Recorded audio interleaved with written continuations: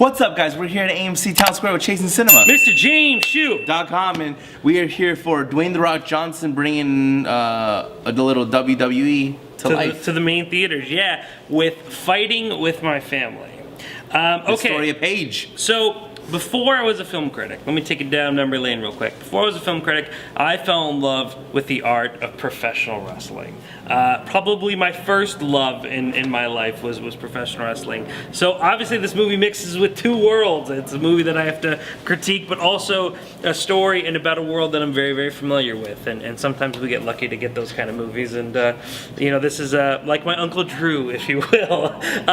So for those of you that don't know, professional wrestling, obviously very big here in America with the WWE, but equally big in other countries, particularly Japan and the UK. And in the UK, there is a very famous family called the Knight family, which stars Ricky Knight, Ricky Knight and his wife, who opened up a federation. Their family, all their kids went into professional wrestling, and one of them being now known as WWE superstar Paige. You know, a very, very big star, the youngest Divas champion of all time, the Divas champion, now known as the Women's champion.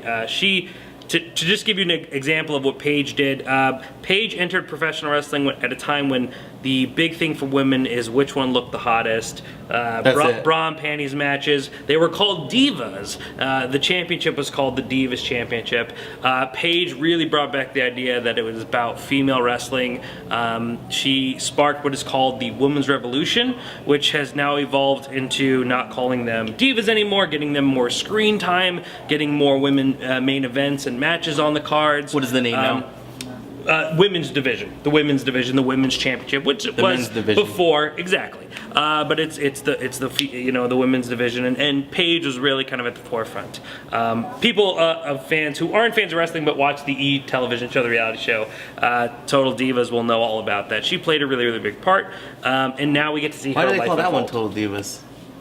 Because that came out towards the end of the Diva Revolution, so that was still their thing. And during all of this was kind of, everyone was like, we're tired of 3-minute women matches and then being called divas and all that stuff. Were they always 3 minutes? No, but they were very short. They never got a lot of time. And since Paige, we've had female main events, pay-per-views, something that we never had before. We've had first ever women Royal Rumble, all these really great feats. And what happened last month? Or something recent? Well, yeah, so pretty much we had a female Royal Rumble, the second female Royal Rumble. We've had the first ever females tag team champions were just announced. All of these feats that just basically have happened, and a lot of people put that at Paige and a few other members of that roster at that time. So she obviously played a really big role in the world of wrestling. But you know, not just her whole family has a big name wrestler, especially in the UK. So it's no surprise that a wrestler who comes from a wrestling family, Dwayne "The Rock" Johnson, whose whole family is also in the wrestling business, wanted to tell her story. So this movie is really an underdog story. You take wrestling out of it, you get a story of a girl who doesn't really believe in herself, trying to find her path. You know, she really hit fame at the age of 19. So we're really seeing her at those really pinnacle years, almost to a coming-of-age movie. Her dealing with the fact that she was accepted into the biggest wrestling promotion in America, while her brother, who worked 10 times harder, who trained her, didn't get in. And she has to deal with that. Damn the world. Who she is and how she feels comfortable in her own skin and all of these things. But of course, we also have the world of wrestling. You know, a movie that I don't know would have probably made it to a major release if it didn't have The Rock's face on it. I think that is something that was kind of all worked out with all the good friends here with WWE. But I think it's a movie that actually I think really would work towards girls in that teenage years, or you know, anyone really who's kind of having those self-reflecting issues and likes an underdog story. I think people can relate. So I love the movie. I think you'll enjoy it because there is a lot of generic stuff, things that we've seen before. Sometimes this, you know, it's hard to emotionally really be involved because it's things we've seen already, right? She's the one that has black hair, piercing, she's pale, and we have these girls who are hired out of cheerleading, modeling, and just them kind of fitting things we've seen before. But I think the wrestling gives it a really cool spin and a peep into the world that a lot of people don't know behind the curtain of what everyone thinks wrestling is. So it's kind of fun. I'm excited to watch it. Yeah, not an excellent movie, but a fun movie about something I enjoy deeply. So no, I'm sure I'm gonna watch. Hopefully, I get to watch it. Well, tonight, yeah, Friday night, hopefully. It was decent. I think Nick Frost from Shaun of the Dead playing Ricky Knight was probably one of my favorite parts about the movie. Some really cool stuff. Not a lot of wrestling appearances. I thought we were going to get a lot more. Oh, really? Only a few cameos, yeah. But The Rock, of course, seeing The Rock be The Rock again and looking. Does he only have that one scene that's in? No. Okay. He has some pretty decent moments, and then we have. You know, you get some great WWE classic moments thrown on the screen every once in a while while they're watching it, so it's a lot of fun. I won't get those. No, you'll get them just because you're seeing a specific moment, but in content you won't know like what they're watching, but you'll know like, oh, we're watching this guy win a title, we're watching this guy do something important, etc., etc. Like, you know, Stone Cold saying his famous catchphrase, The Rock becoming The Rock when he did the eyebrow thing, all that good stuff. So, but if you, again, you know, part of me is biased here because I'm a wrestling fan, but you take that out, I think it's a okay movie, it's but a great good reviews. message. It is, and I think it's because I think because it was obviously a smaller budget movie, it's coming from The Rock's production, it's not $7. like something particular, and it's something that's growing, and you know, I'm excited to see it. A lot of interest in pro wrestling. We have Thor being cast as Hulk Hogan, and a lot of other great stuff happening. So hopefully wrestling will be See the more NWO, baby.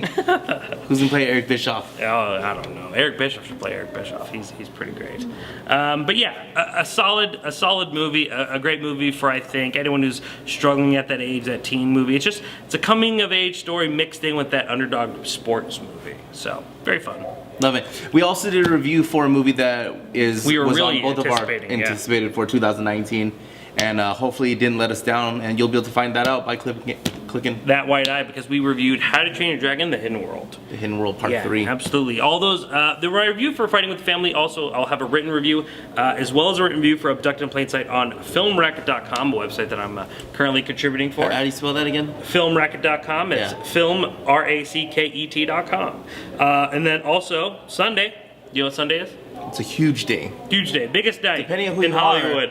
Depending on who you are, to some people, bigger than Christmas. Bigger than Christmas. It's the Oscars, and you know, even though Kevin Hart won't be there, I will be live tweeting, not from there obviously, but from my couch. Can Netflix shut everybody up and piss off everybody in the studio part of the world? I think and win. I will say, not Greta, win Roma. Yeah, I will say going into this year, the Oscars is really kind of going through the ringer. You know, it's been not getting a lot of good. There's been a lot of poor choices. We're gonna make a category called most popular movie. That was shut. You know, the Kevin Hart controversy. Take Kevin Hart. Then we're gonna take major categories and not televise. Cinematography is probably not important. Yeah, editing. Definitely film editing is probably not important. That's boring. And let's just take those out. So hopefully the Oscars ends up working out and surprising. And who makes these decisions? I don't know. It's very questionable. Well, actually, I do know one of the major players in the Academy. His name's Larry Krasinski. Directed one of my favorite family movies, and a very nice guy. But you know, I know not all the decisions fall on him. Not to name drop or anything. By the way, yeah. A little FYI. Yeah, for sure. But we're gonna live tweet it, good or bad, and it's gonna be a lot of fun. So make sure to tune in. Just follow us at Chasing Cinema on Twitter. And that's in 3 days. But then in 7 days, which is a week from today, we have Greta. A pretty trippy looking movie, and I know you're excited. I am. I love that. I love that crap, man. So why not join me, Mr. James Hugh, and Kent Wong here at AMC Town Square next Thursday at 10 o'clock. It's going to be a lot of fun. Discounted tickets, all that good stuff. Texas Man at 702-345-618. And or comment below. Let us know. Yeah, absolutely. ChaseCinema.com is known as the Film Lovers website.